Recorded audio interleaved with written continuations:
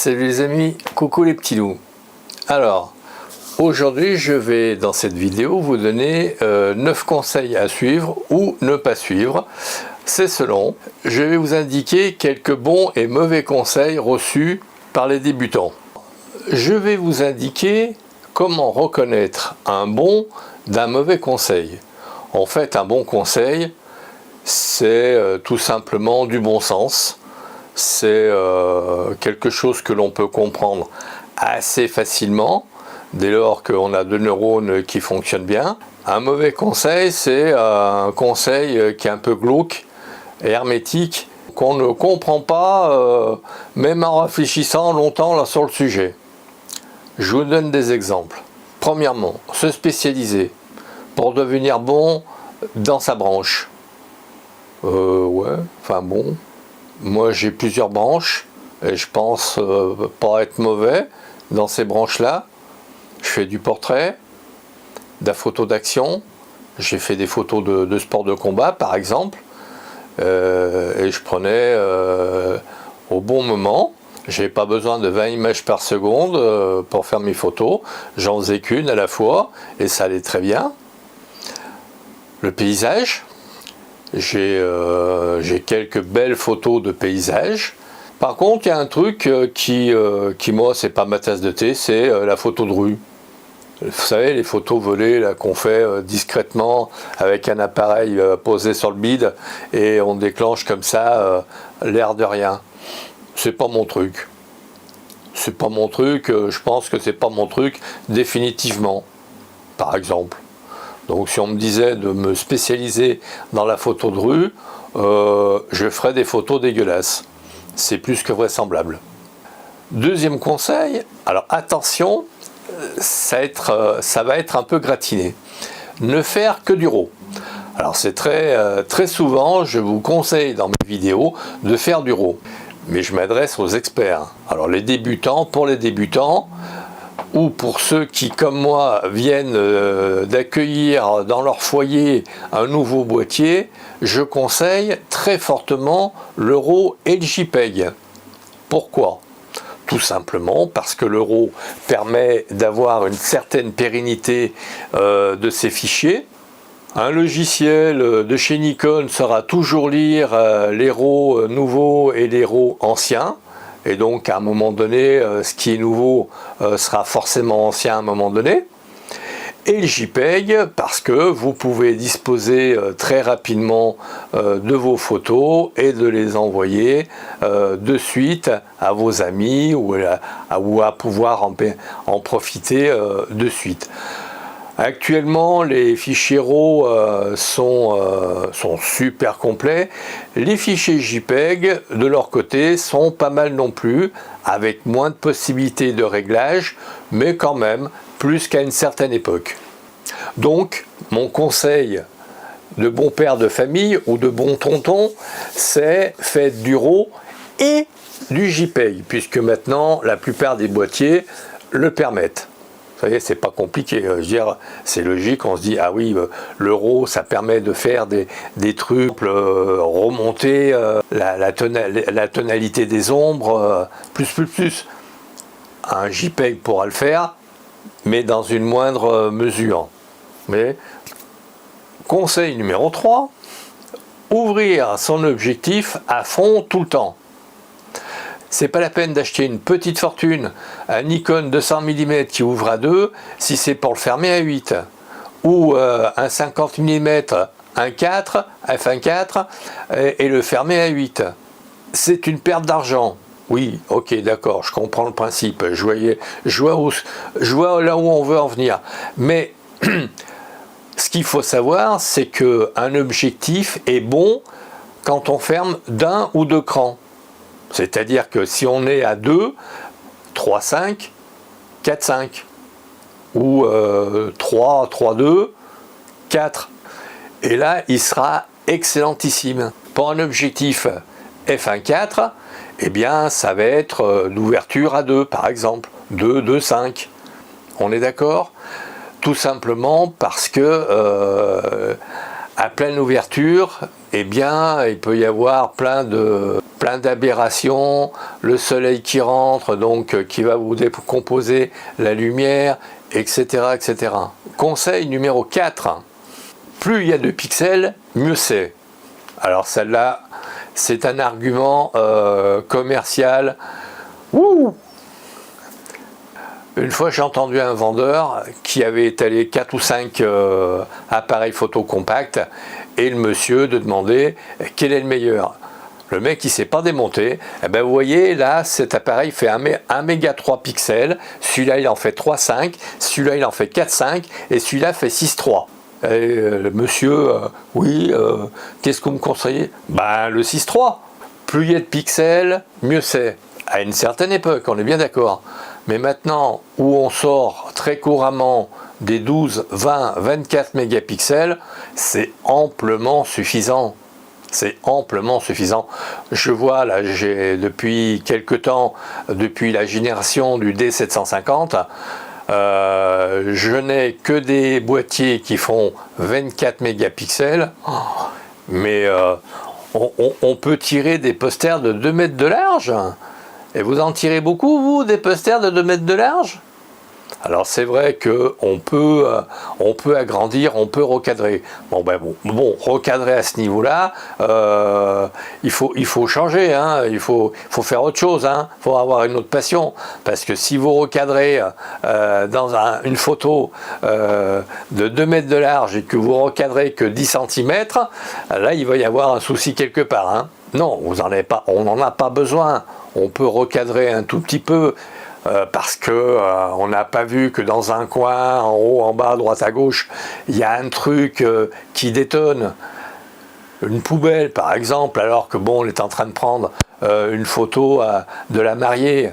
Oui, effectivement, on peut recadrer légèrement, mais pas sévèrement. Pas sévèrement. Sinon, il faut changer de passion. 5e conseil. Il n'y a que le plein format de vrai. Bah non. Pourquoi? En vertu de quoi? J'ai un Z50.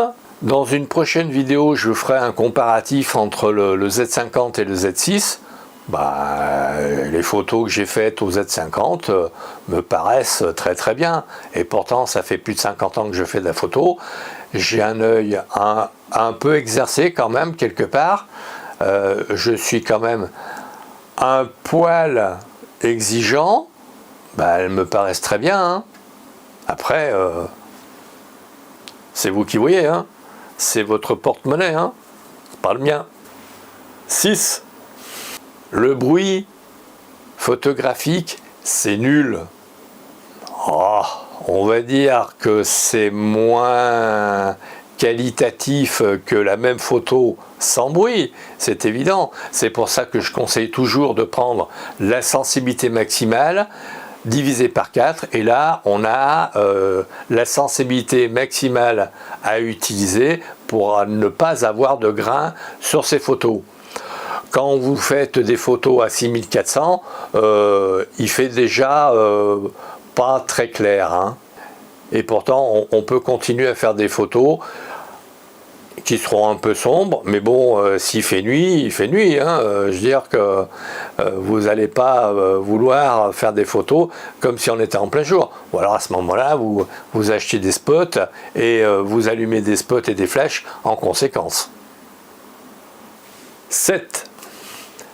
Faire des photos dans le même style que les autres, si un style plaît.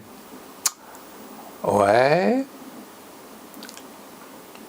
Je suis pas tout à fait d'accord. À une époque, il y avait Hamilton qui faisait du David Hamilton. J'ai essayé comme ça pour voir. Ouais, c'est pas mon truc. Je préfère quand c'est bien net et que ça croustille. Ça m'a pas empêché d'être plus ou moins populaire dans mon cercle d'amis quant à la qualité de mes photos. Mais là encore, hein, c'est vous qui voyez. Hein. 8. respectez les règles de photographie, à savoir la règle des tiers, la diagonale, les perspectives, la profondeur de champ, et j'en passe. Les règles, soyons bien clairs, sont là pour vous aider. Elles ne sont pas là pour vous emmerder. Elles sont là pour vous aider, pour progresser, pour satisfaire une certaine philosophie de la photo. Par exemple, la règle des tiers, c'est un petit peu la règle qu'utilisaient les compagnons pour construire des cathédrales. Bon, est-ce que les cathédrales, c'est vraiment d'adobe? Non.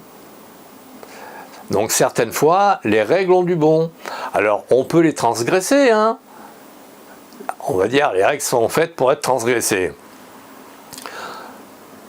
En toute objectivité, à un moment donné, Hasselblad était assez couru chez les professionnels, tout simplement parce que c'était un format carré. Et on recadrait comme on voulait. Ou vertical, ou horizontal.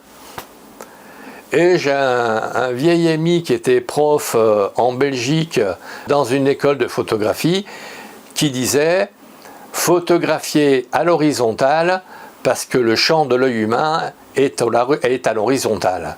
C'est-à-dire que là, vous avez plus de champ en largeur qu'en hauteur. Mais là encore, hein, je veux dire, c'est vous qui voyez, hein.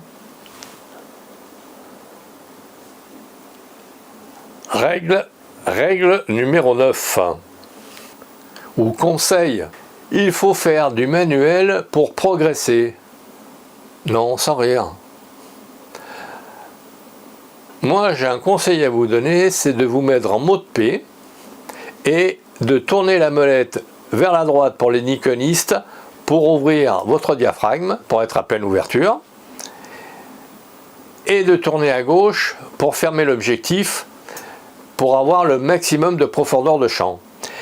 Et ainsi, vous serez toujours dans les clous et vous ferez toujours une bonne exposition, pour autant que vous ne fassiez pas des photos face au soleil ou que vous alliez chercher des conditions extrêmes pour votre photographie.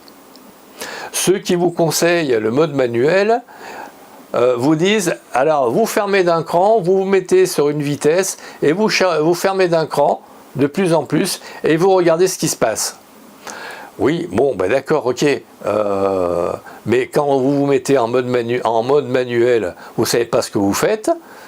Si ça se trouve, vous êtes à 10 stops de la bonne exposition. 10 stops, c'est-à-dire 10 diaphragmes ou 10 vitesses, hein.